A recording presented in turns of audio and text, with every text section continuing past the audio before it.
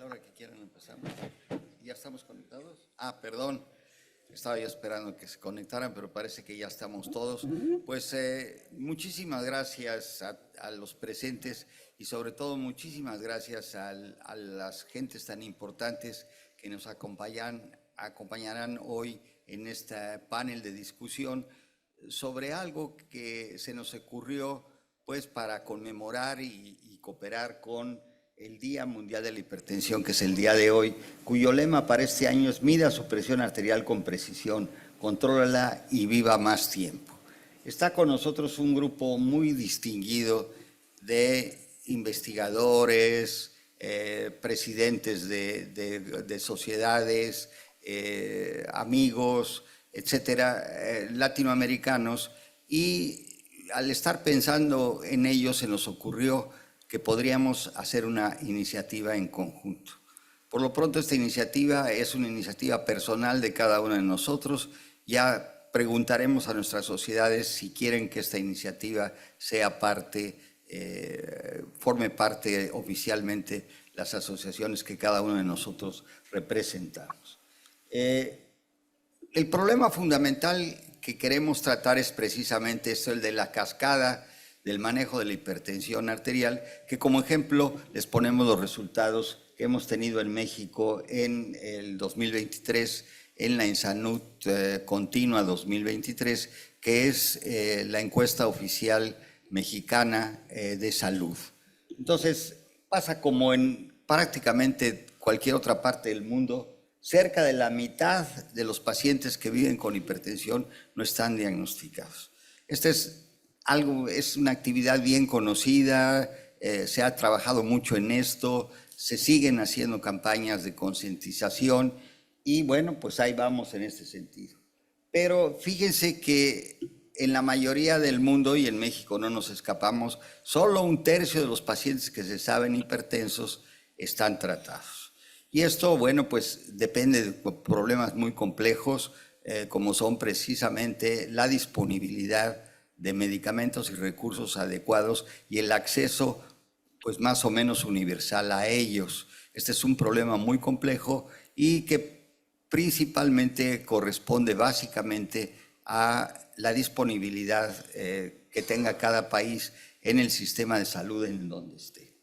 Pero fíjense que este es el problema que nos ha preocupado ahora recientemente, que no es nuevo, pero que lo hemos, digamos, repensado actualmente, y es el hecho de que aquellos pacientes que están tomando medicamento, y en esta encuesta de salud se preguntó específicamente sobre la adherencia. Claro que el paciente puede declarar que lo está tomando y no lo está haciendo, pero en general tenemos esta idea clara. El problema no es que el paciente no se tome el medicamento, sino un problema muy importante es que tomando el medicamento no esté en control. Ya sabes que si no está en control, pues no va a tener ningún resultado benéfico final, y entonces pues la idea fundamental de ahora es que si prácticamente 2/3 de los pacientes tratados no están tomando medicamentos en forma correcta, pues no están en el objetivo final del tratamiento. Y esto lo hemos llamado adherencia inefectiva. El paciente es adherente, pero no va a obtener los resultados del sistema. Entonces, esto nos hace pensar en que tenemos una responsabilidad compartida en este sentido. ¿Y quién es en donde debemos trabajar más? Normalmente el médico ha tenido la costumbre durante siglos de trasladar la culpa al paciente. O sea, el paciente no está controlado porque o no se está tomando el medicamento o porque no hace las medidas correctas para el control. Y esto pues sabemos ahora que no es realmente del todo cierto. Al paciente le corresponde la adherencia y la permanencia, y al sistema hay que tener equidad, etcétera, etcétera, pero en realidad es el médico quien lleva la batuta en esto, y ahora se calcula que el 50% de este problema está dado por el médico. El otro 30% por el paciente en relación a la adherencia y el 20% al sistema porque no tiene lo necesario. Entonces el médico en realidad tiene este fenómeno tan importante que ahora nos preocupa tanto, que es la inercia, que es la incapacidad para iniciar el tratamiento o su incapacidad para ajustar el tratamiento cuando requiere ajustarse. Por eso pensamos en una respuesta puntual a esta, muy directamente y dirigida específicamente al médico, que hemos diseñado una carta que han firmado todas las importantes personas que están con nosotros ahora por vía indirecta, y pues vamos a pedir que cada uno de nosotros y nuestras instituciones le envíen directamente al médico personalizado esta carta. A todos los médicos que conozcan, que se haga una difusión en este sentido, y hemos detectado una serie de mensajes que pensamos que son importantes, que el médico tiene que repensar y tomar en cuenta para combatir este fenómeno terrible de la inercia clínica, que termina en algo que es muy modificable directamente por el médico, que es precisamente esta adherencia ineficaz. Entonces, la carta va a contener una introducción diciéndole más o menos lo que les decía, y la primera cosa que le decimos al médico es esta frase: cerciórate de las cifras de presión con las que tomas decisiones fundamentales para que tu paciente que las cifras sean confiables. Esto es muy importante, y voy a aprovechar iniciando con las personas que están aquí con nosotros. ¿Cuál es la opinión del doctor Camanfort, que es, como todos saben ustedes, un distinguidísimo investigador español de la Universidad de Barcelona y actualmente a cargo del área de hipertensión arterial de insuficiencia cardíaca? Miguel, ¿qué le podemos decir al médico? Que si no toma correctamente la presión, ¿qué sucede? Sí, es un problema muy importante con el que nos enfrentamos. Por ejemplo, la situación ahora mismo en España es que el médico de familia médico de primer contacto, cuenta con 2 minutos por paciente, y esos 2 minutos son imposibles si, como enseñáis en el taller, que creo que es algo fundamental, tiene que estar 5 minutos el paciente descansando, tiene que tomarse 3 veces la presión arterial. Por lo tanto, partimos de la base de que estamos tomando mal la presión. Después, esta mañana alguien hablaba del hecho de que cuando el paciente te trae las cifras de presión arterial, ¿vale? Porque él se ha hecho un registro domiciliario, a lo mejor aquel aparato que él tiene en casa, perdón por la chanza, fue validado o calibrado cuando él hizo la primera comunión. Y quizás habría que decirle que ese aparato hay que validarlo y hay que calibrarlo. Y luego hay otro aspecto por parte del médico que es incorrecto en cuanto a esto, y es que se ha descubierto que cuando nos traen un registro domiciliario lo hacemos fatal. En lugar de hacer un promedio de cifras y decir, mira, las cifras son estas, me cercioro de que aquí tengo que cambiar la presión, lo miramos por encima y decidimos aleatoriamente si están bien o están mal. Es decir, es muy importante de que nos cercioremos de que si estamos hablando de números, el número es el correcto, porque un número mal originado, mal calibrado, mal evaluado, significa decisiones que implican la vida o la muerte del paciente, o, como se decía esta mañana, la posibilidad de que tenga enfermedades que le inhabiliten para hacer una vida normal. Claro, y esto es muy importante, y esa es una de las cosas que queremos, que la persona, que ya sea el que se la toma él o la toma el médico, la toma sea correcta, porque de eso depende la toma de decisiones, y cómo vamos a tomar una decisión si la toma no es correcta. De hecho, epidemiológicamente, ¿qué tan seguros estamos de que la información que tenemos es correcta si no sabemos cómo se tomó la presión arterial claramente? En este sentido, y aquí va el mensaje, ahí precisamente tienen valor los datos epidemiológicos, porque hay innumerable cantidad de mediciones. O sea, la primera solución es tomarla muchas veces. La presión arterial no se toma una sola vez. Hay otro concepto muy importante que le pedimos al médico, y que diga: no, tu paciente no viene con hipertensión arterial, no tiene hipertensión arterial, vive con hipertensión arterial. un comentario sobre este ítem. Se lo voy a pedir. Está con nosotros el doctor Daniel Piñeiro. El doctor Daniel Piñeiro es el actual presidente de la World Heart Federation y tiene pues la posibilidad de influir en una población mucho más grande. Daniel, ¿qué opinas tú sobre este aspecto? Daniel, creo que estás muteado. Sí, estás muteado. Así es, así es. Bueno, en primer lugar, agradecer la posibilidad de acompañarlos hoy. Veo muchas caras conocidas. Lamentablemente en Argentina es hora de cenar, así que estamos... Ahí lo veo a Piscor, que debe tener hambre también. Bueno, no, nosotros realmente creemos desde de la Federación Mundial del Corazón, estamos absolutamente convencidos que la hipertensión arterial es el primer factor de riesgo. Y no es solamente un factor de riesgo, como tú decías, el paciente no tiene hipertensión arterial, vive con hipertensión arterial. Y en este aspecto me parece que es importante el tema de considerar cuánto tiempo está expuesto a la presión arterial alta. Y yo querría hacer acá un llamado muy particular al mundo pediátrico, a decir que los niños también se debe controlar la presión arterial. La presión arterial y el colesterol. Los niños tienen presión arterial y tienen colesterol.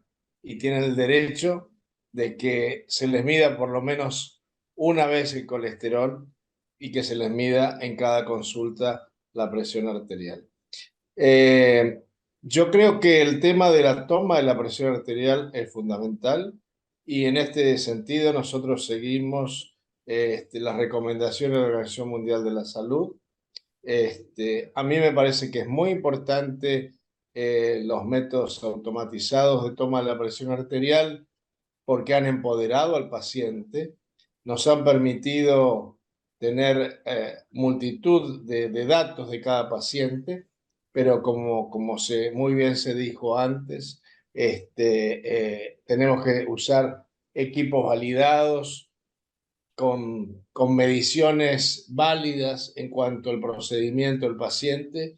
Y también coincido que hay que hacer promedios de la presión y no hay que simplemente hacer una mirada Volvo-Aso y con eso decidir el tratamiento del paciente. Así que yo creo que sí, la toma de la presión arterial es fundamental porque es la piedra angular del tratamiento de la hipertensión arterial. Nosotros hemos analizado bastante bien todas las barreras en cuanto a diferentes aspectos del acceso y coincido también con la presentación inicial en cuanto a la importancia de la adherencia. La única diferencia que tengo es que yo creo que los pacientes de Kaiser permanente no son distintos a los pacientes que tenemos nosotros todos los días. Que los médicos de Kaiser permanente no son mejores que cualquiera de nosotros en nuestra consulta. ¿Y por qué ellos tienen 90% de control de hipertensión arterial y nosotros no llegamos a 40%? Yo creo que ahí los sistemas de salud tienen una responsabilidad nuclear y me parece que tenemos que pensar cómo estamos administrando la salud y si realmente, por ejemplo, la hipertensión arterial debería ser manejada solamente por los médicos. ¿Por qué? ¿Cuál es la contribución que hace la enfermería, los técnicos, todo el personal no médico de la salud? Así que esas son las reflexiones iniciales que te puedo brindar y nuevamente agradecer. Muchísimas gracias, Daniel, por esta intervención. Y quiero decirles que Greta ha hecho una proposición específicamente sobre esto y es el punto de que el médico generalmente no es el que toma la presión arterial. Y entonces al quien debemos entrenar es al personal de salud que acompaña al médico y hemos propuesto en Greta que en cada sitio de atención primaria a la salud haya una persona entrenada en la toma de presión arterial de forma correcta, tomándose el tiempo debido y ya con esa información se la haga pasar al médico. ¿Me pasas por favor las proyecciones para escoger el siguiente ítem? Me pasa, por favor, las proyecciones. Nos tenemos que coordinar un poquito más. Ok. El siguiente ítem sería: no debes esperar que la presión se controle espontáneamente o con buenos deseos. La hipertensión arterial debe tratarse adecuadamente lo más al inicio del proceso posible. En este sentido, quisiera yo preguntarle al doctor Enciso, que está aquí con nosotros. Él es expresidente de ANPAC y expresidente de ANCAM, una gente de gran influencia en el país, y eso es lo que queremos, gente de influencia en el país para que tenga peso sobre las personas que toman estas decisiones. ¿Cuál es tu opinión, Peche, en este sentido? Bien, gracias. Pues, evidentemente, qué importante, ¿sí se escucha? ¿Perdón? Sí. Qué importante es el que estemos involucrando, Greta, en este Día Mundial de la Hipertensión, a todo esto, acerca de este asunto de hipertensión, cuya relevancia no es necesario estarla subrayando. Pero bueno, yo creo que, como ya se ha hablado, solamente la corresponsabilidad tanto del médico como del paciente. Ya se ha visto ese gran gap que existe, esa gran brecha entre los hipertensos y los diagnosticados. Ahí se requieren campañas de detección. Y las campañas de detección tenemos que hacerlas entre los sistemas de salud, entre las organizaciones médicas, etcétera, etcétera. El siguiente debe ser el control adecuado de la presión arterial. Ya se dijo, ¿no? El paciente nosotros hemos insistido en la medición correcta porque tienen valores confiables. Y tercero, lo que se dice ahí, no debes esperar que la presión se controle espontáneamente con buenos deseos. Es decir, aquí viene todo el papel específico del médico. ¿Cómo vamos a combatir esa adherencia ineficaz, ese concepto tan clave que me parece ahora que se ha introducido, esa adherencia ineficaz? El paciente aparentemente es cumplido con lo que se le dice, pero el que no evoluciona y el que no cambia es el médico, porque está viendo que su paciente estamos hablando de cifras metas solamente de presión arterial. Ya sabemos que para el control de la presión arterial tenemos que tomar en cuenta todo lo demás que implica la presión arterial, pero hablando específica y únicamente de cifras de presión arterial, 140, 90, 130, 80, etcétera. Bueno, allí el médico sí tiene que cambiar su actuar, tiene que modificar su manera de hacer las cosas tan rutinaria. Entonces, yo creo que esta iniciativa de llamarle la atención, de pronunciarse sobre ellos, de levantarles la voz y decirles: caray, lo que estás haciendo no está contribuyendo a que el paciente esté suficientemente atendido, que reciba los beneficios del control de la presión arterial. Hoy se ha insistido en que el paciente maltratado le va peor casi que al no tratado. Entonces, pues tenemos que insistir en ello, que haya un control suficiente y adecuado del paciente hipertenso. En lo que se refiere a los sistemas de salud, bueno, el sistema de salud tiene que también tomar sus responsabilidades, y en eso las asociaciones tenemos que tomar nuestra parte para llamar la atención y decir hacia dónde tienen que ir. En nuestro país, en muchos países, bueno, específicamente en México, tenemos sistemas de salud fragmentados y a veces hay políticas discordantes entre una y otras instituciones, pero yo creo que sí tenemos que nosotros llamar la atención toda la gente que tenga autoridad en su opinión, a efecto de que llamar sobre la importancia de lo que significa y la relevancia, el control suficiente y adecuado de la presión arterial. No podemos dejar de aprovechar que desde hace 30 años en el movimiento de la hipertensión en Latinoamérica ha estado presente siempre alguien que ha sido nuestro amigo, nuestro guía, nuestro compañero, que yo en algún momento le llamé el virrey de la sociedad, de la Sociedad Europea de Cardiología, y es nuestro querido amigo Tony Coca. Tony, ¿qué tan importante realmente es que se empiece el tratamiento desde el inicio del proceso, y qué tan importante es que se logre rápidamente y se mantenga el resto de la vida? Si no es así, ¿qué pasa? Es que parece tan de sentido común que uno diría, ¿y por qué estamos discutiendo algo que es tan obvio, ¿no? Pero a pesar de ser tan obvio, la cruda realidad nos demuestra pues, que la vida funciona de otra manera y que no es así. Yo creo que durante muchos años ha habido una cierta tendencia cuando llegabas al proceso diagnóstico y te dirías, bueno, pues mi paciente parece tener una hipertensión. Había una tendencia conservadora de decir, bueno, vamos a esperar un poco, lo típico, ¿no? Le diremos a ver si pierde ese peso, el estrés, que lo reduzca, y vamos a ver si después, si a pesar de que pase un tiempo y las cifras siguen elevadas, entonces me plantearé tratar. Yo creo que eso ha pasado en la historia. O sea, y cada vez más las guías insisten en acortar los tiempos entre la detección y ya no solo el inicio del tratamiento, sino entre la detección y el control. Porque para que la hipertensión sea controlada, no cabe duda de que debemos, inmediatamente después de que se detecta, evaluarla, iniciar el tratamiento y plantearnos un corto espacio de tiempo para conseguir las metas.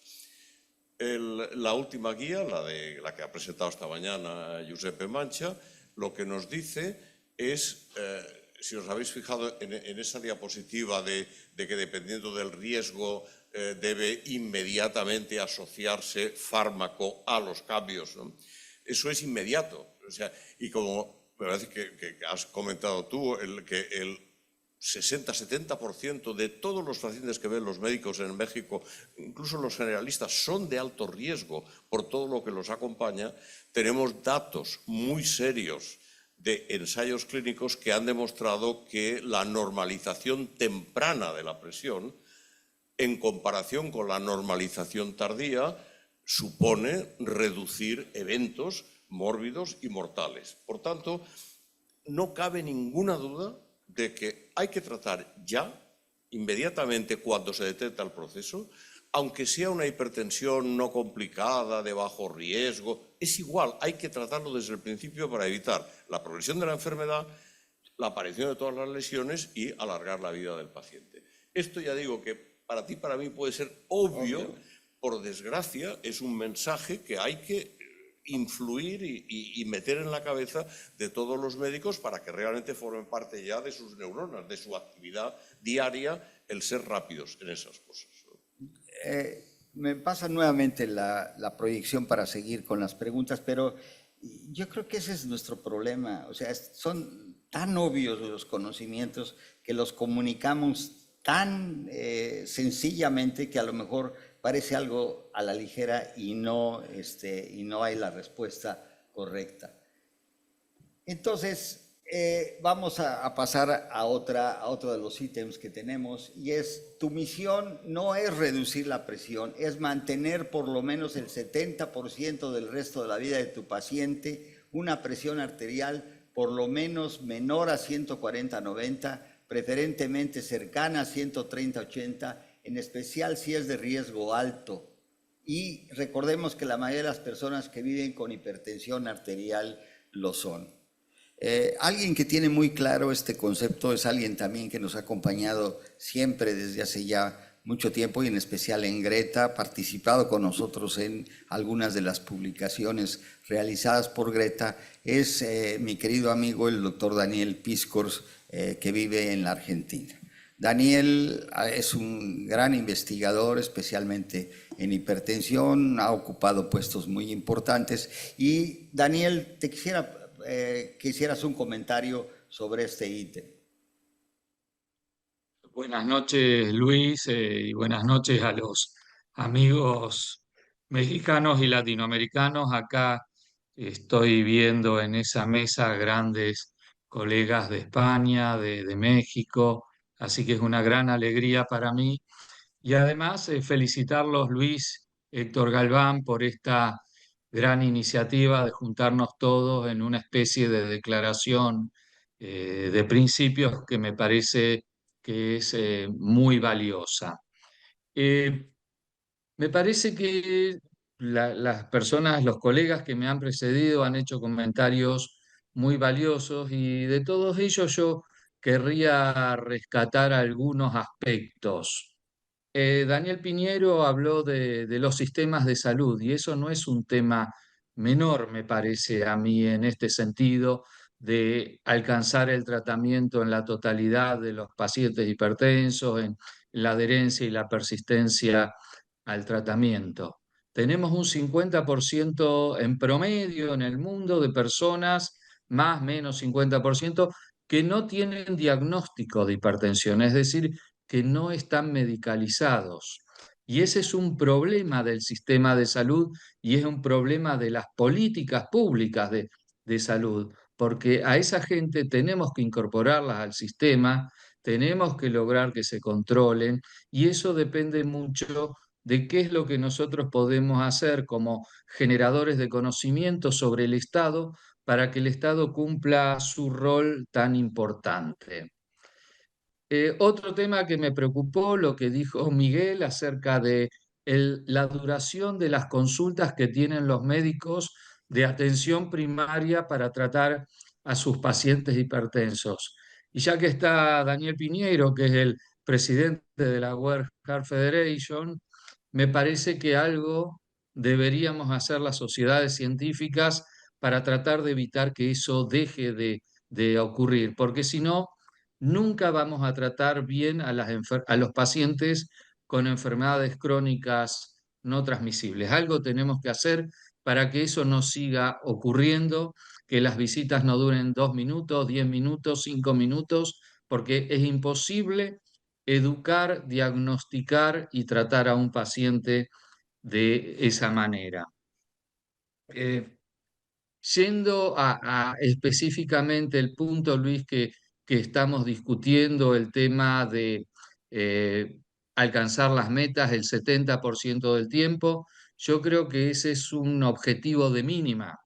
En realidad el paciente hipertenso debe estar permanentemente controlado y en realidad más que tener la presión arterial controlada, debe tener su riesgo cardiovascular global controlado, porque como se dijo, la mayoría de los pacientes son mínimamente de moderado, alto o muy alto riesgo y entonces hay que controlar su perfil lipídico, hay que controlar su perfil glucémico, hay que controlar su índice de masa corporal y todo eso en realidad debe estar en metas para que nuestros pacientes tengan un riesgo cardiovascular global reducido y que nuestro accionar como médicos realmente sea beneficioso para la comunidad. Así que pienso no solo en tener el 70% o más del tiempo en la presión arterial lo más cercano a 130-80, sino que debemos hacer un enfoque global, un enfoque holístico,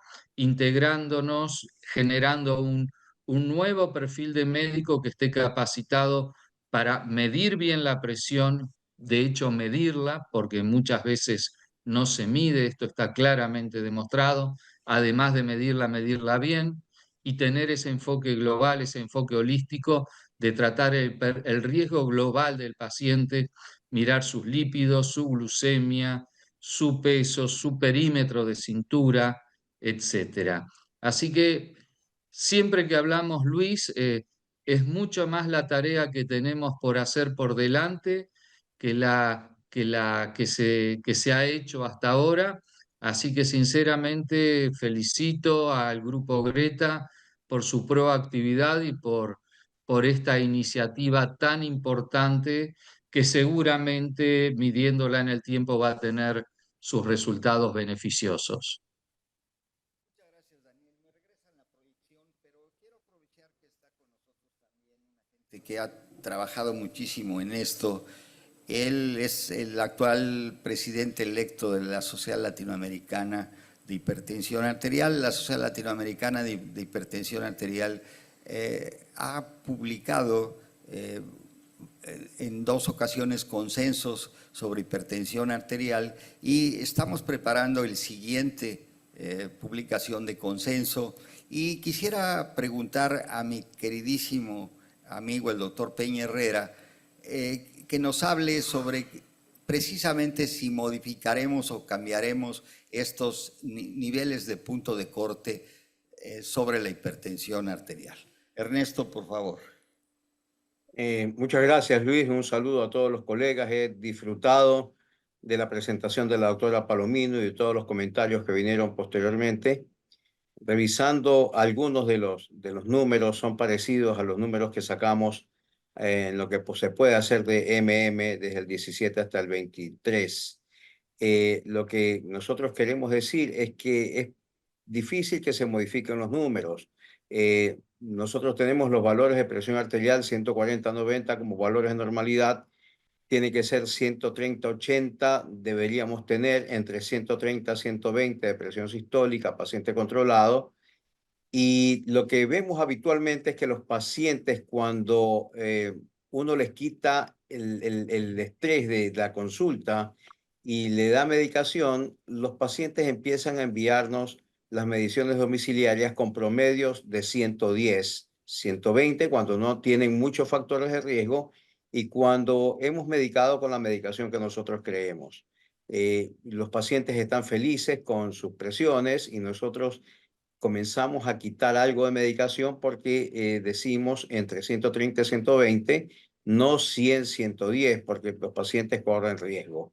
Entonces, no creo que se vayan a modificar. Sin embargo, el grupo brasileño muy fuertemente insiste que las cifras de presión arterial de promedios de domicilio deberían ser 130-80 y no 135-85. Ellos se basan en estudios epidemiológicos grandes en Brasil y varios estudios multicéntricos que se han realizado.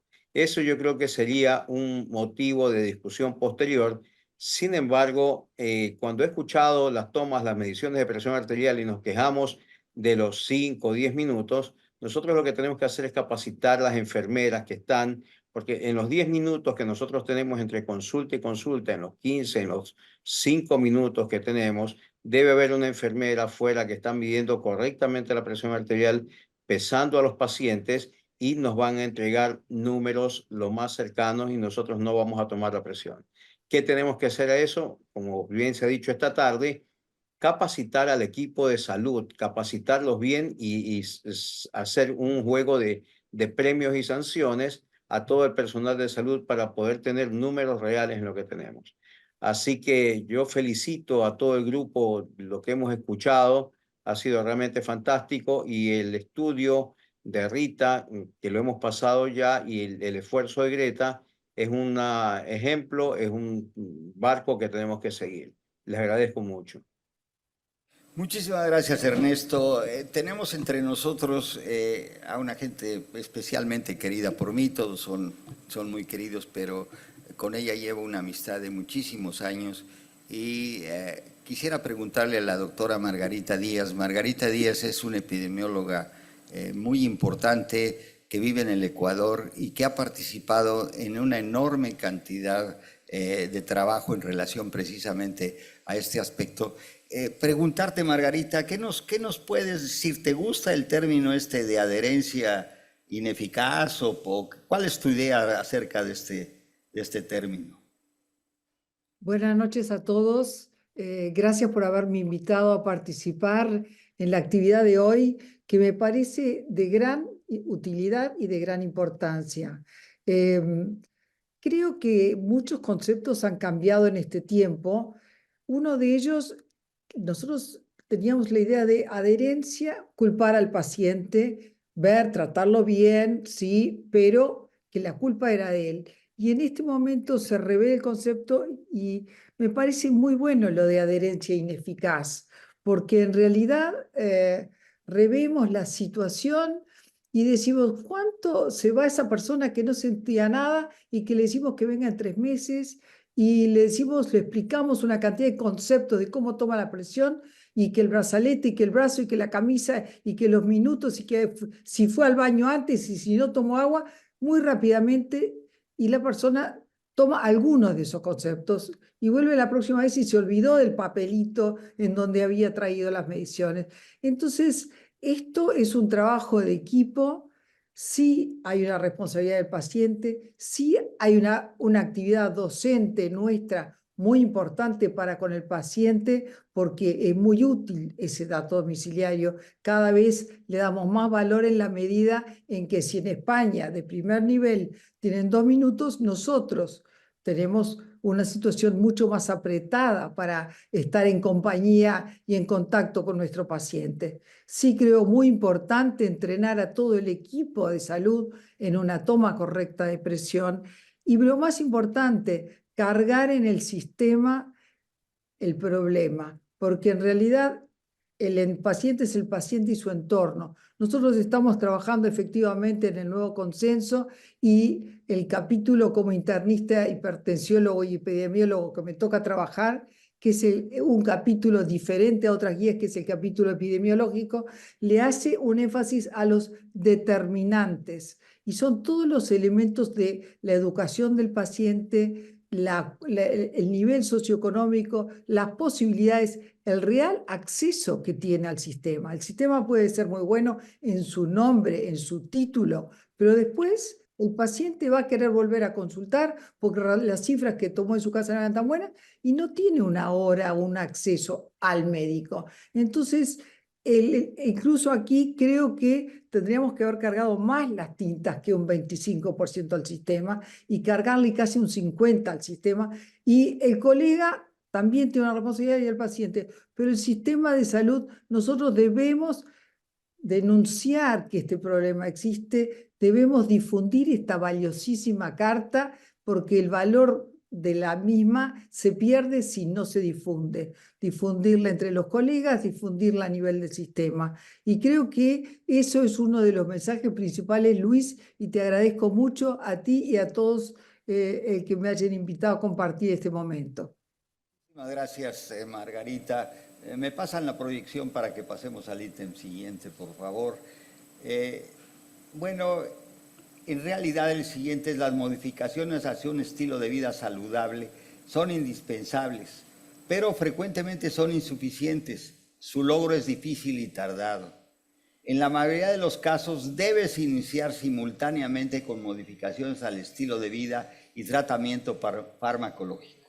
Si se logran las modificaciones de hábitos saludables, puede reajustarse a la baja el uso de medicamentos y no esperar el fracaso de las modificaciones al estilo de vida para iniciar el tratamiento farmacológico. Para comentarnos sobre esto está con nosotros, ahora las mujeres son históricas.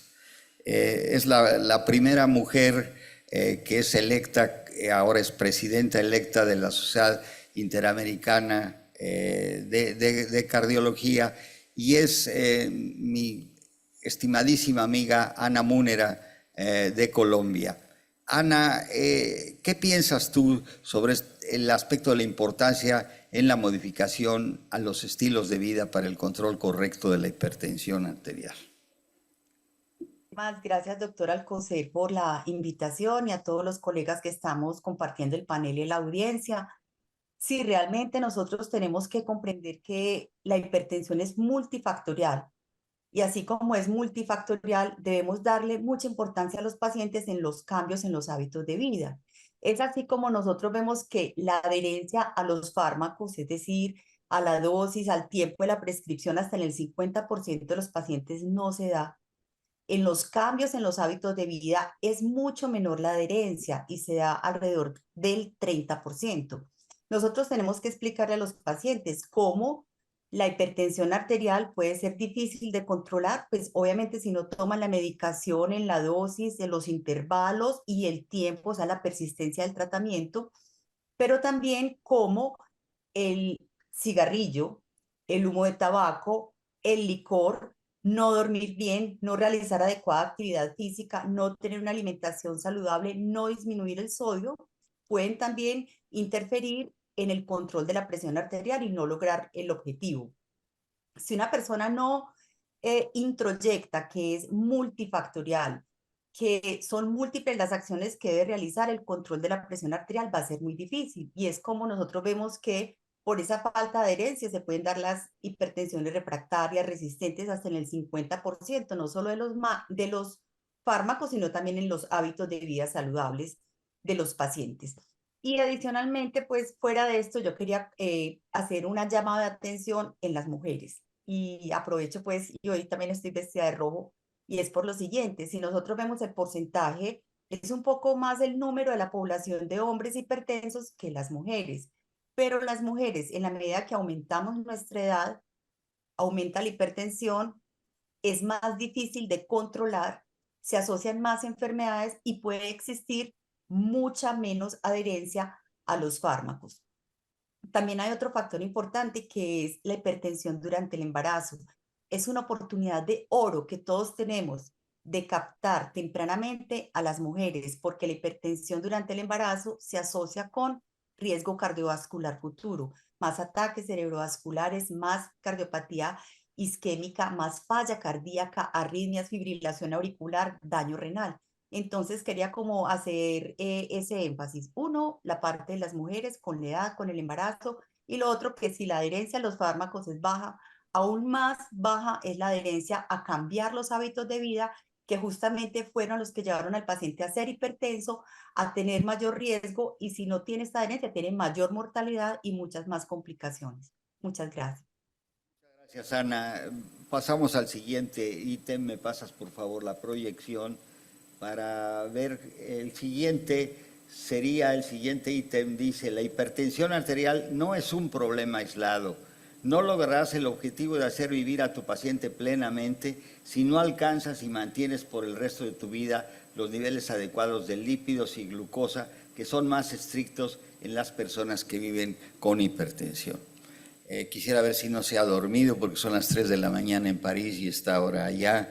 Un cardiólogo muy distinguido, que es presidente actual de los cardiólogos del ISSSTE, del ANSISTE, y con cual tengo una relación bastante importante porque es mi hijo. Entonces, le pido a Alejandro que nos comente, por favor, sobre este ítem. Bueno, antes que nada, saludos a todos. Efectivamente, aquí ya es un poco más tarde por este lado del Atlántico. Y bueno, pero para mí es un gusto y no es un esfuerzo realmente el estar con ustedes. Es, creo que, importante como representante de una sociedad en México, el ANSISTE, el que participemos directamente en este tipo de iniciativas. Creo que nosotros tenemos la obligación como sociedades de tanto difundir este tipo de ideas en el gremio médico, como sin duda tratar de incidir en las políticas gubernamentales, porque coincido que si bien todos llevamos responsabilidad, los sistemas de salud deben de ser involucrados también directamente en esta problemática, porque muchas veces de nada sirve que nosotros como médicos estemos muy conscientes del tema si no tenemos las herramientas suficientes para tratar este serio problema. Y te voy a pedir que me repitas el punto, porque debe ser que son las 3 de la mañana y estoy medio tonto, pero ¿cuál era el punto exactamente a comentar del problema aislado? O sea, ¿qué tan importante es que el médico esté consciente de que la hipertensión no está sola, sino que se acompaña fundamentalmente de otros factores de riesgo? Ya vimos en nuestros hallazgos de Rita que mucho más de la mitad de los pacientes con hipertensión arterial en México tienen más de otros 4 factores de riesgo agregado, y esto es algo que se nos olvida por esta compartimentalización de la medicina, que el que ve hipertensión solo ve hipertensión, y el azúcar, pues que le importe al del azúcar, y el del azúcar, pues que yo veo solamente el azúcar, y la presión, pues a ver que lo vea otro. ¿Qué opinas sobre esta idea fundamental de que la hipertensión vive en el contexto de un entorno de riesgo muy importante? Sí, no, sin duda creo que tenemos que cambiar nuestro enfoque hacia una perspectiva mucho más holística del riesgo cardiovascular de nuestros pacientes. La hipertensión arterial es uno de los puntos fundamentales potenciadores del riesgo de complicaciones cardiovasculares, pero no es el único, y eso lo tenemos todos muy claro. Esta es una labor grande la que tenemos. El paciente hipertenso generalmente viene con asociación de muchos otros factores de riesgo, y es nuestra obligación como médicos el tratar de incidir directamente en todos estos factores de riesgo adicionales, porque es realmente la única forma en la que vamos a poder realmente brindar a la posibilidad al paciente de tener una mejor vida y sufrir menos las incapacidades que provocan las enfermedades cardiovasculares. Entonces, sin duda, creo que el enfoque holístico es algo que tenemos que tener muy en claro todos los que tratamos pacientes con riesgo cardiovascular. Muchas gracias por la invitación. A ver, niño, ya métete a la cama y duérmete. Te va a regañar tu mamá. Pues pasamos al siguiente ítem, por favor. Te voy a Entonces, tomar la palabra. la indicación de iniciar el tratamiento con un solo medicamento a dosis bajas es una excepción. Antes era la regla, ahora es la excepción. El inicio del tratamiento se hace con una combinación de 2 medicamentos en una sola tableta, una sola vez al día. Quiero invitar a que comente este ítem. Un verdadero turbo, es un turbo latinoamericano, que es una persona joven, bueno, comparada conmigo, es joven, casi todo el mundo es conmigo, comparado conmigo es joven, pero que ha tomado una fuerza extraordinaria dentro del movimiento cardiológico mundial. Él es guatemalteco, vive en Guatemala, fue formado en México y ha ocupado puestos tan importantes como haber sido presidente de la Sociedad Interamericana de Cardiología, en el que él es el tercero de los muchos años de la Sociedad Interamericana de Cardiología en ser un latinoamericano y sobre todo un latinoamericano que está trabajando en su país. Me refiero a Fernando Viz. Fernando, ¿tú qué opinas sobre esto? Hola Luis, buenas tardes a todos. Es un verdadero placer encontrarme con ustedes acá y un abrazo hasta México a todos los que están por allá también. Mira Luis, yo creo que la parte más importante y lo que hemos tratado de dejar de enseñanza en los últimos años es eso, el inicio de la terapia, aunque con doble terapia a dosis mínimas sobre la monoterapia. Fíjate que el problema, yo editorialicé ya hace un par de años para el profesor Sipes en Forensic Cardiovascular Medicine, y era que el gran problema es que en general el planeta no aprende a hablar el mismo idioma. Y tú te das cuenta que nosotros caminamos en este sentido y aún muchos de los servicios de salud, el Seguro Social en Guatemala es un claro ejemplo de esto, aún están empecinados en la compra de monoterapias o emplearlas en terapias de combinación libre. Creo que la parte más importante y donde debe haber un poco más de advocacy de todas nuestras sociedades es hacerle entender a los sistemas de salud de cada país que lo más importante para reducir el riesgo es ya el inicio de la terapia de combinación fija. Esto lo dejamos nosotros plasmados en el consenso de SIAC del 2021 y como Siris lo publicamos recientemente en el conjunto con Miguel y con Tony para la Sociedad Centroamericana y de Hipertensión de Centroamericana y del Caribe de Prevención Cardiovascular. Y entonces yo creo que el mensaje más importante es convencer a todos que no existe actualmente más cabida para la monoterapia o te va a quedar en pacientes ya muy limitados y la gran mayoría pues definitivamente debería de empezar con una terapia de combinación fija a una dosis muy chica en aquellos pacientes en los que el riesgo, y lo decía muy claro hace un rato Daniel Piscor, en el cálculo de riesgo, todos aquellos pacientes con un riesgo moderado ya es indiscutible y yo creo que ya no existen pacientes de bajo riesgo, o al menos nosotros ya no los estamos viendo. Así que efectivamente el mensaje ahora es, creo que contundente, y supongo que ahora en nuestras nuevas guías de LASH vamos a ser muy claros en dejar ahí que no más monoterapia y arrancamos con las terapias de combinación. Muchísimas gracias, Fernando. Quisiera hacerle esta misma pregunta de una manera similar al otro turbo enorme que tenemos.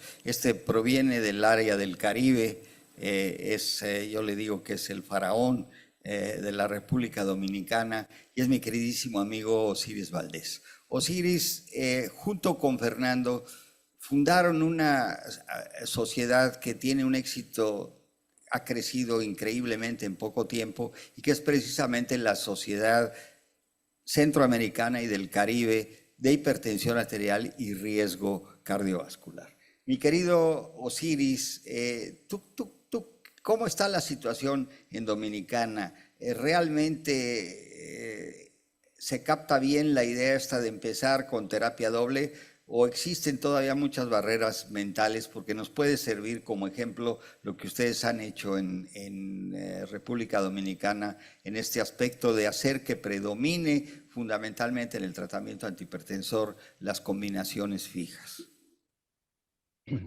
Muchísimas gracias, Luis, y gracias por la invitación a participar de este interesante foro. Yo creo que esto debe ser la base para todas las sociedades, hacer un evento como este, porque esto debería generar un documento sumamente sintético para tratar de convencer a nuestros sistemas de salud, que es la parte más importante. Hemos hablado de la parte de la culpabilidad del paciente, al médico, pero el sistema de salud para mí, coincido con Margarita, es la parte más importante, por la que maneja el dinero, esa es la que maneja los recursos, y es la que puede adherirse a nosotros para educar al paciente y obtener buenos resultados. Fíjate, a nosotros nos ha dado mucha lucha y nos hemos unido varias sociedades en este sentido, sobre todo la sociedad de endocrinología, que está estado inmersa profundamente en lo que son los problemas metabólicos, de convencer a nuestro ministerio de que las combinaciones es el elemento más importante para controlar nuestras presiones. Y ellos, por el lado de la parte metabólica, el control de la diabetes. Y hace unos meses nosotros celebramos básicamente la aprobación de nuestro sistema de salud y ya tenemos los medicamentos a usar para dárselo gratuitamente al paciente, y eso nos va a ayudar a controlar nuestra presión y todos los problemas metabólicos en general, y por consiguiente veremos en unos años en que van a reducir los eventos cardiovasculares y cardiometabólicos.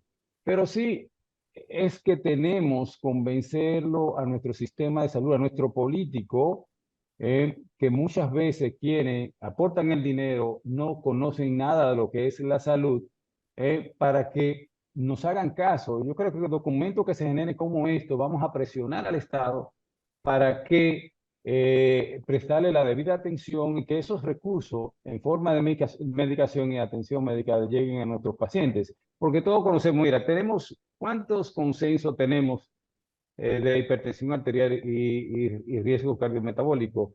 ¿Cuántas guías? Y nosotros formamos nuestros médicos, nos encargamos, tenemos la responsabilidad de formarlos, pero sin embargo hay una situación política, social, determinantes sociales, no hay disponibilidad de medicación, no le llegan adecuadamente los medicamentos, no vamos nosotros a la atención a nuestras regiones rurales para llevarle una atención médica adecuada porque no tienen dinero de llegar al médico o al hospital más cercano. O sea, que el problema es integral, donde el sistema de salud es más importante porque nosotros tenemos el conocimiento y podemos controlar adecuadamente la presión simplemente con educación a nuestros médicos.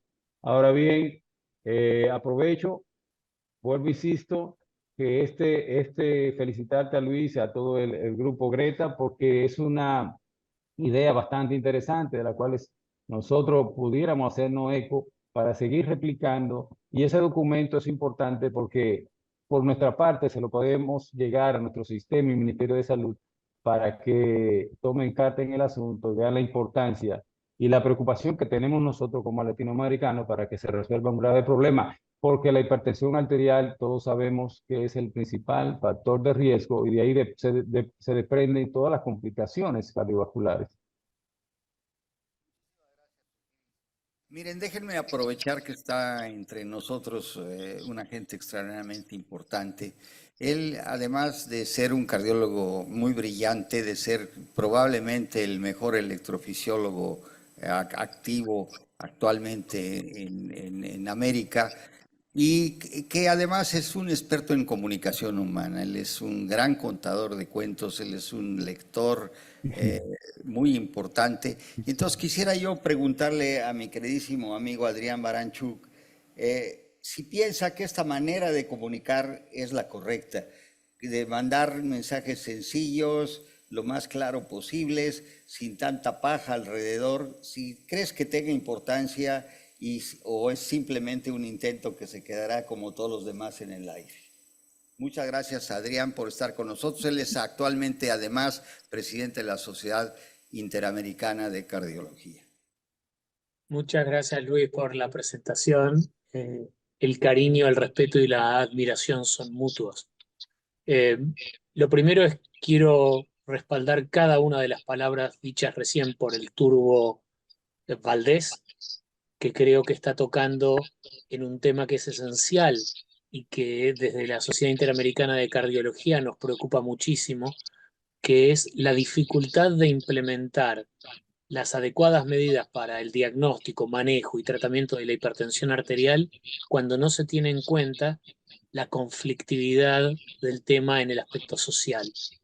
No importa cuántas horas tengamos al paciente en el consultorio, si le indicamos un medicamento que no va a poder comprar, si le indicamos alimentos que no va a poder consumir porque son 10 veces más caros que comer porquerías llenas de sal y productos ultraprocesados en las cadenas de comida rápida. Si no va a poder hacer ejercicio porque no tiene esa hora para poder ponerse en movimiento porque tiene que estar trabajando de sol a sol. Entonces, si no lo vemos, si no ponemos nuestro énfasis en el aspecto social de el manejo global de la hipertensión arterial, seguiremos juntándonos a discutir este problema, pero avanzaremos y podremos implementar muy poco. Y lo otro que quisiera, Luis, si me permitís, muy rápido, es rescatar algo que el doctor Piñeiro trajo demasiado rápido, que es la cuestión del manejo de la presión arterial en niños. Yo estoy en el grupo WIS de los jovencitos, pero yo recuerdo cuando el problema de los factores de riesgo era de los mayores de 75, y cuando bajó a 65 yo era residente, decía, oh, a los 65 ahora.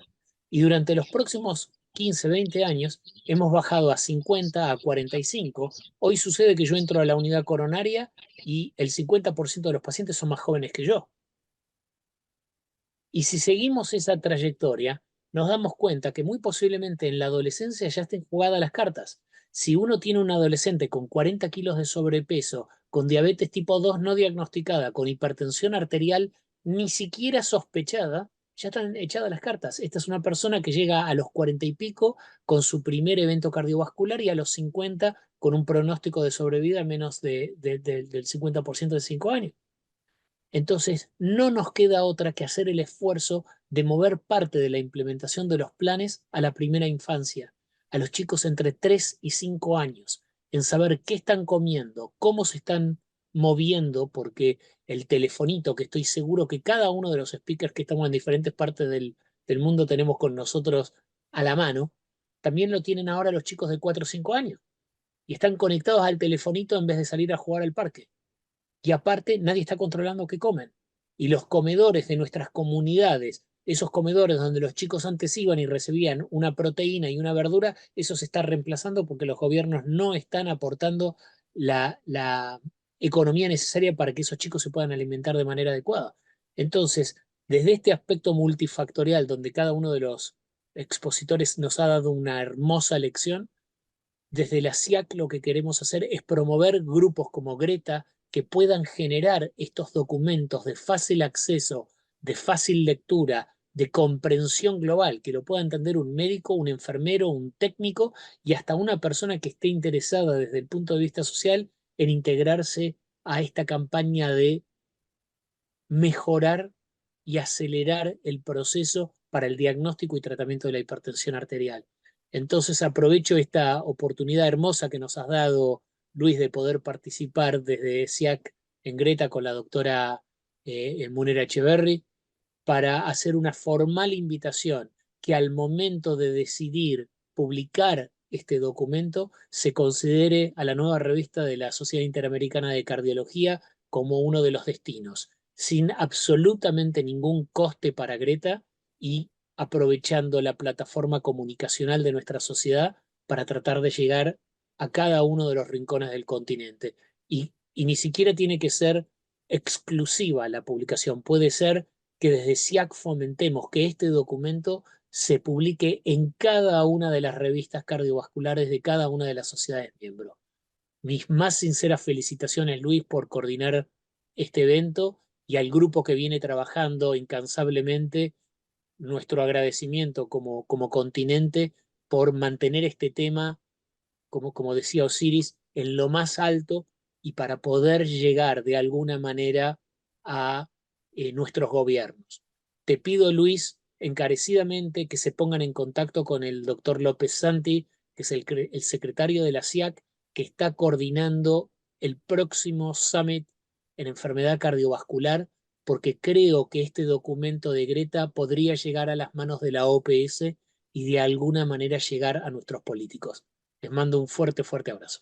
Muchísimas gracias, mi querido Adrián. Y fíjate que tu presencia nos dio dos informaciones muy interesantes sobre cómo es difícil hacer la comunicación humana. Por ejemplo, a ti se te olvidó y no aprovechaste para decir que dentro de 8 días estará la SIAC aquí con nosotros en el Camino Real en la Ciudad de México. Y el segundo aspecto es que, fíjense ustedes, Adrián lleva 21 años viviendo en Canadá. Cuando salió por primera vez en nuestra primera comunicación que decía Adrián Baranchuk, Argentina, me dijo, oye, es que yo, claro que no. Fíjense que nuestros diseñadores gráficos, como habrán visto, son de una calidad extraordinaria. Sin embargo, el comunicarse con ellos es difícil porque 3 veces les pusimos Adrián Baranchuk, no es de la Argentina, Adrián Baranchuk es del Canadá. Pero pues ya saben lo que es el acento argentino y le pusieron Adrián Baranchuk de la Argentina. Me pasan por favor la siguiente diapositiva, la diapositiva para ver el siguiente ítem. El siguiente ítem dice, si es que llega a pasar algún día, el inicio y ajuste del medicamento en forma escalonada y lenta no es un acto de prudencia, es en realidad un malentendido. Deberás ajustar las dosis del medicamento para alcanzar las metas, idealmente en menos de 3 meses. He dejado casi al final a una gente muy importante, sobre todo en nuestro país, que es el doctor Arturo Guerra. Arturo es actualmente presidente de la sociedad de cardiología más grande del país, que es la ANCAM, y pues es una persona que tiene una influencia muy importante, es un gran influencer, aunque no cobra, no monetiza, no monetiza su influencia y creo que hasta le tenemos que pagar la cena el día de hoy. Que nos comentes un poco sobre estos aspectos. Gracias Luis. Bueno, primero que nada, saludo a todos nuestros colegas en Centro y Sudamérica y estamos con los brazos abiertos ya esperándolos para reunirnos muy pronto, como dijo el doctor Alcocer. Así que acá nos vemos en la Ciudad de México en un par de semanas. Antes de contestarte, Luis, yo quiero hacer un par de reflexiones que me parecen importantes en este momento. Aquí en México tenemos un cuento, o más bien un premio que se llama el Premio Cristóbal Colón. El Premio Cristóbal Colón es el que se le da a alguien que como Colón supo de dónde salió.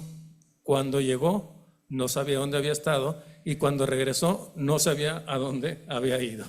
Entonces, viene a colación este cuento, bueno, primero para que nos despertemos los que estamos aquí con 42 grados. Entonces, este cuento viene a colación porque algo similar nos pasa en hipertensión. Creo que, la verdad, no hemos enfrentado las cosas de la manera correcta y esto tengo de que yo era bebito escuchando a Luis con estos conceptos. Primero que nada, lo que quiero decirles es, ¿por qué no le hemos dado el lugar que tiene la hipertensión? La hipertensión mata Y ese es el problema. Toda esta mañana, y créanme que tengo todo el día sin salirme del salón, toda esta mañana hemos estado hablando de eso. La hipertensión mata. ¿Y por qué si la hipertensión mata, le hacemos más caso al oncólogo que al médico en general? Nos dice, el oncólogo lo que nos diga le vamos a decir que sí, pero al médico en general, hasta el especialista, se van a defender como gatos boca abajo para aceptar que tienen hipertensión.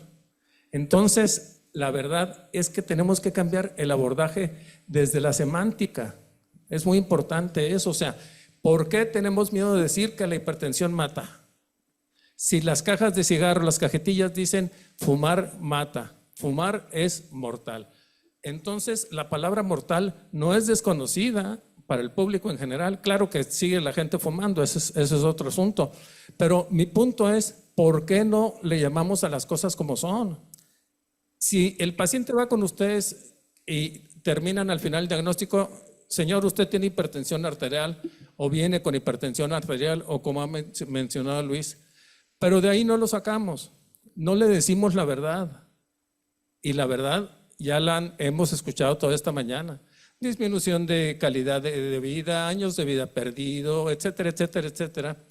Y no somos capaces de llamarle a la hipertensión de otra manera. Y a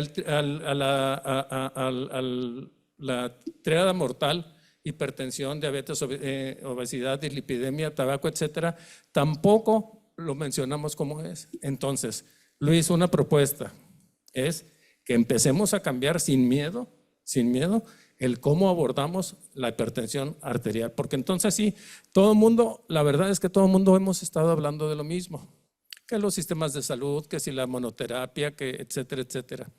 Pero no le hemos puesto el nombre a las cosas como son. Entonces, mi primera invitación es a que todos, y aprovecho que estamos todos los sudamericanos, y miren que yo vengo desde donde empieza la patria, por cierto les digo que la patria, donde empieza la latinoamericana, Latinoamérica empieza en Tijuana. Entonces, desde ahí a la Patagonia, pero Latinoamérica empieza en Tijuana.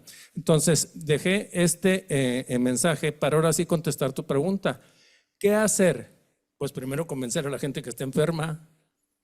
Si no la convences de que está enferma, ¿cómo le vas a ayudar? Eso es fundamental. Entonces, ¿qué tienes que hacer? Bueno, lo que ya se ha estado comentando. Ya viene la inteligencia artificial que la definiste de manera excelente, que es la inteligencia artificial. Entonces, ¿a dónde voy con este comentario? La única manera es estar pendiente del paciente. No hay otra forma. Estar pendiente del paciente para saber qué es lo que está sucediendo con él. Entonces, ¿cómo ajusto terapia? Citándolo, viéndolo, hablándole por teléfono, etcétera. Muchas gracias, Arturo. Veo que se ha unido a nosotros él me dijo que tenía graves problemas del internet, mi queridísimo amigo, el doctor José Patricio López Jaramillo. José Patricio es el investigador latinoamericano viviendo en su país con más citas en el mundo sobre su trabajo. Él es un investigador extraordinario, con él hemos compartido miles de batallas en este sentido. Y si me escuchas y te puedes comunicar con nosotros, Patricio, dinos lo que quieras, que lo que digas tú será siempre bienvenido. Muchas gracias, Luis.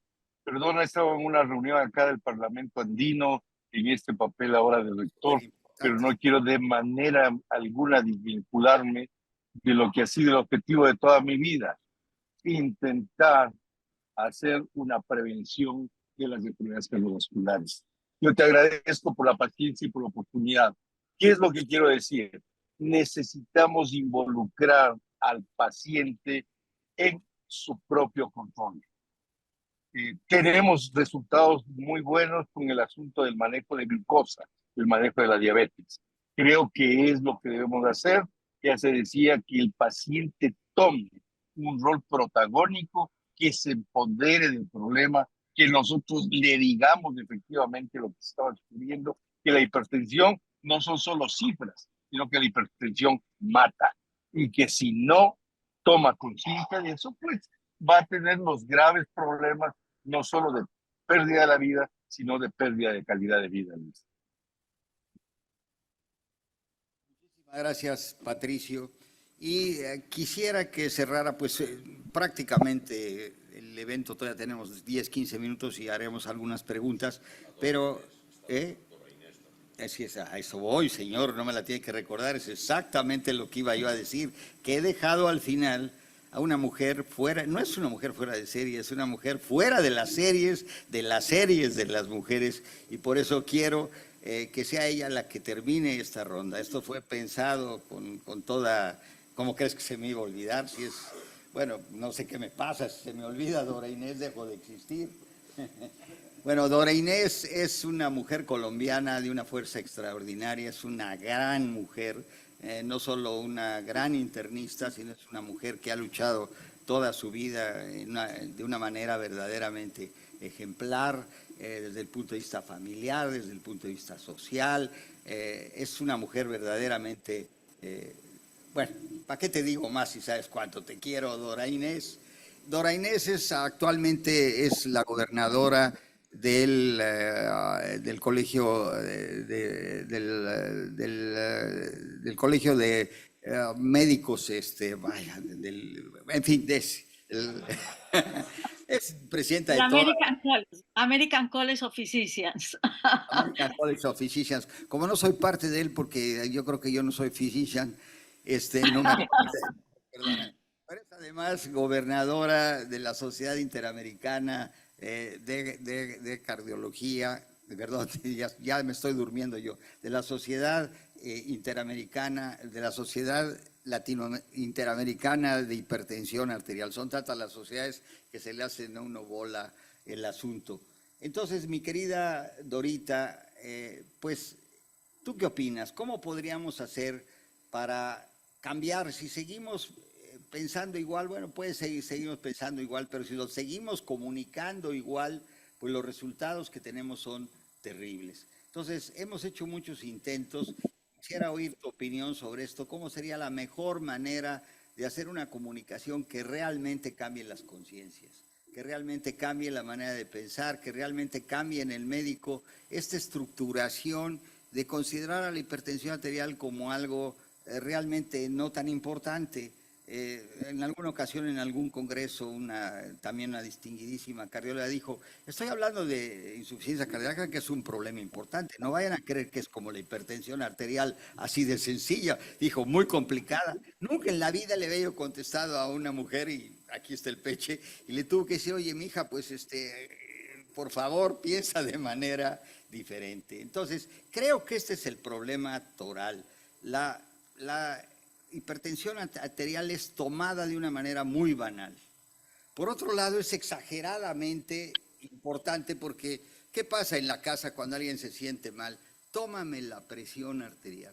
Además, creen que realmente que la presión arterial es como un número de qué tan bien estoy y qué tan mal estoy.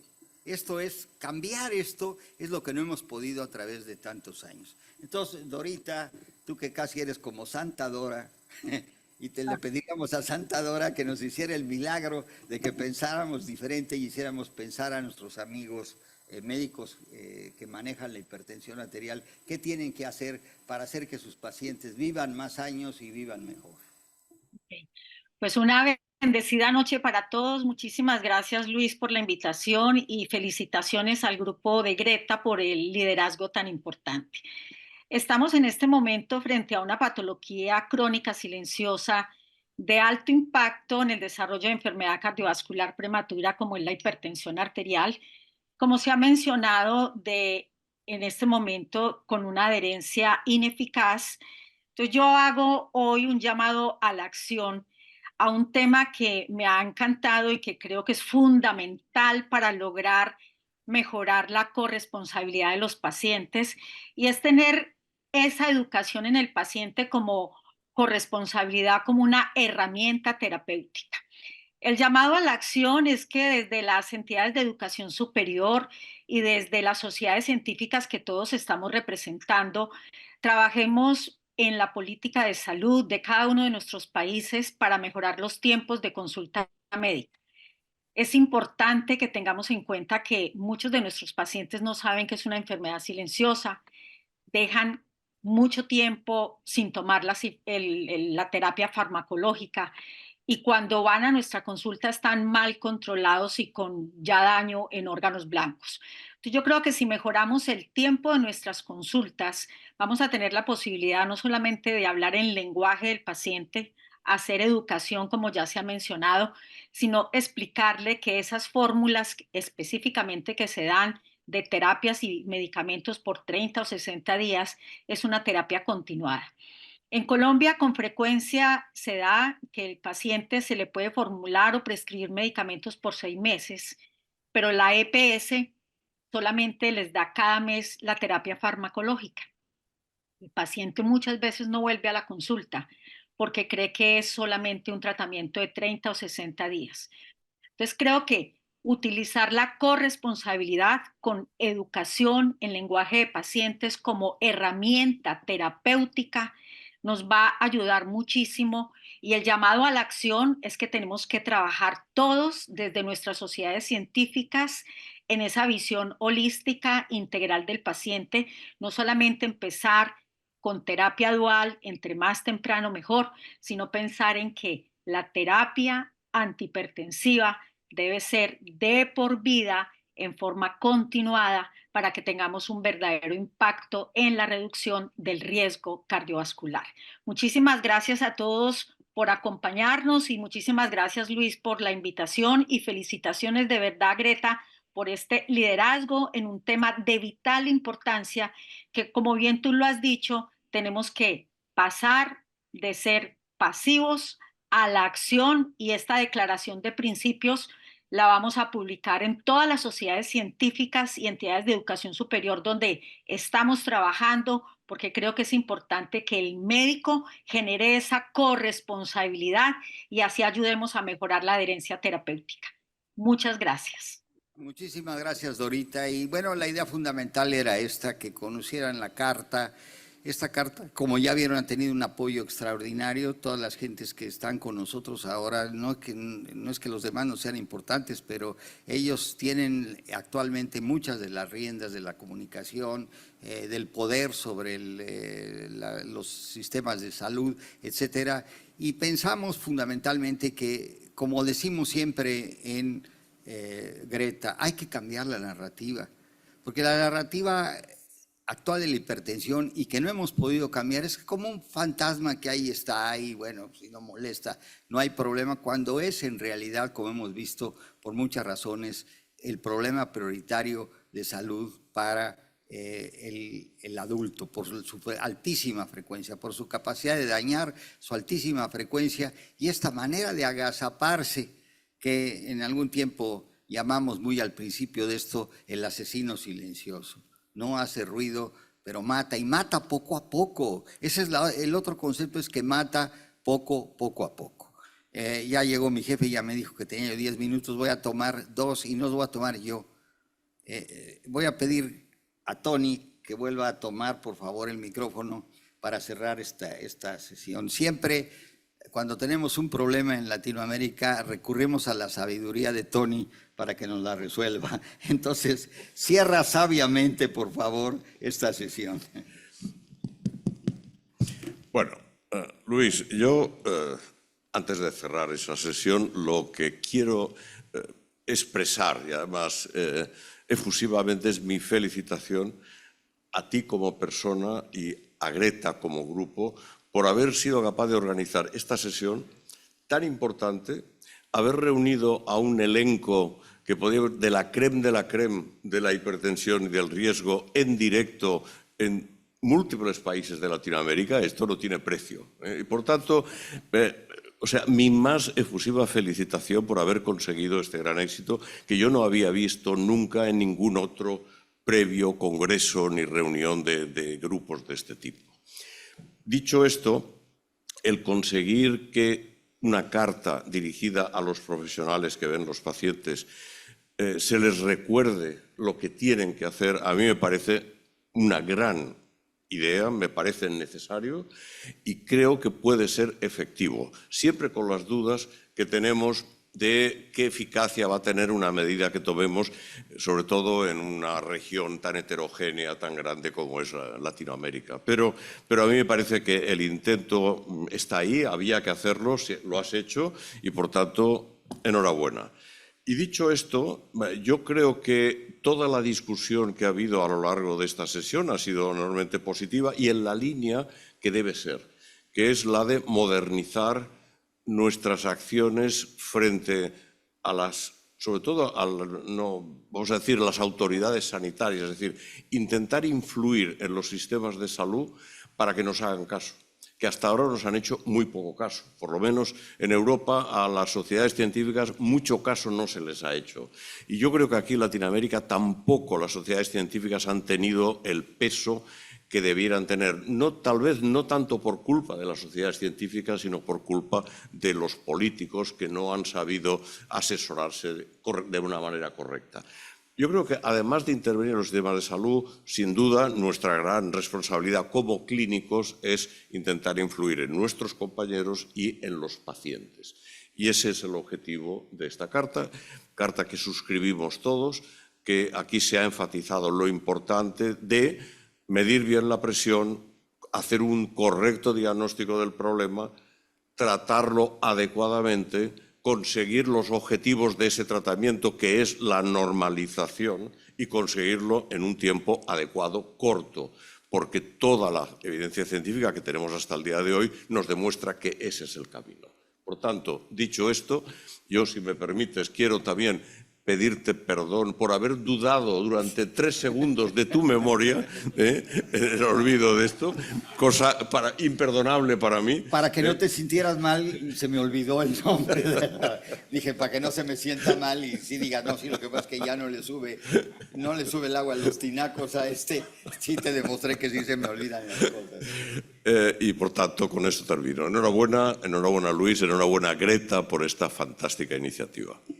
Terminamos con esto que dije en la mañana y, queridos amigos, hermanos, por favor, cuidado, como decimos los mexicanos, aguas, no sean preobsoletos. Recuérdense que pronto la inteligencia artificial aniquilará a la estupidez natural. Muchas gracias por su atención y nos vemos pronto.